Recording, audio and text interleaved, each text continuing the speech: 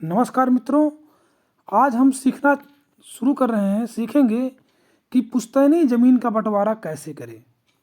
अगर कोई ज़मीन पुश्तैनी है तो उसका बंटवारा हम कैसे करेंगे। ये वीडियो बहुत छोटा है लेकिन आपके लिए उपयोगी है, महत्वपूर्ण है।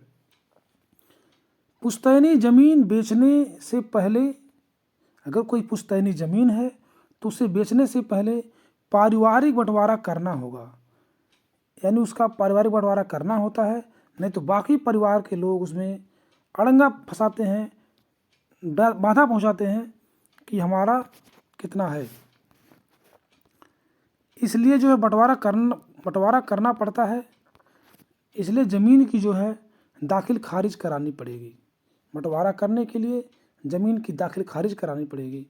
ज़मीन निबंधन के दस्तावेज में, यानी ज़मीन की जो रजिस्ट्री होती है उसके दस्तावेज में अपनी संपत्ति का पूरा ब्यौरा देना होता है। अपनी संपत्ति का पूरा ब्यौरा देना होता है। लेकिन इस प्रक्रिया में बेटियों की हकमारी नहीं हो पाएगी। लेकिन इस बंटवारे में, इस प्रक्रिया में बेटियां जो हैं उनकी हक को आप नहीं ले पाएंगे, उनके हक को आप नहीं मार सकते हैं। भाई यदि ज़मीन बेचना चाहते हैं तो बहनों का हिस्सा सुरक्षित रहेगा। यदि भाई ज़मीन बेचना चाहते हैं तो बहनों का हिस्सा सुरक्षित रहेगा, क्योंकि अब बहनों का भी हिस्सा भाई के बराबर होता है। अगर बेचना चाहते हैं तो बहनों का हिस्सा सुरक्षित रहेगा, या उसको बेचते समय बहनों की रजामंदी जरूरी होगी। यानी अगर बहनें राजी नहीं हैं तो आप उस ज़मीन को नहीं बेच पाएंगे। इसलिए बहनों की रजामंदी बहुत ही ज़रूरी है।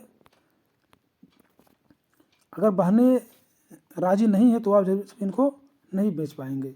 इसलिए जो है पुश्तैनी ज़मीन का बंटवारा करने के लिए आपको उसका दाखिल खारिज कराना पड़ेगा, तभी आप उसको बेच पाएंगे। तो धन्यवाद मित्रों। अगर वीडियो अच्छा लगा हो तो सब्सक्राइब करें, लाइक करें, शेयर करें। थैंक यू, धन्यवाद।